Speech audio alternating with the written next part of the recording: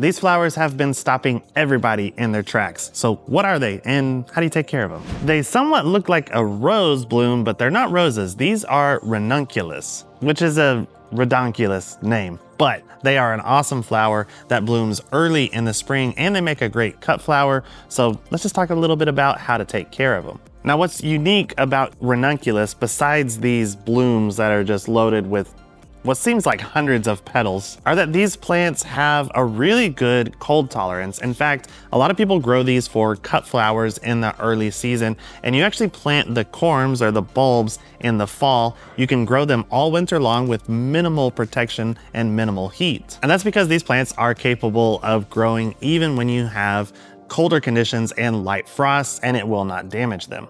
Now, what they don't like is heat, so they're somewhat backwards from a lot of typical perennial plants. Most of your perennials will actually go dormant in the wintertime. Ranunculus goes dormant when it gets hot. So you can purchase them now, enjoy these blooms all spring long. Once it goes hot though, this plant is actually going to die back to the ground.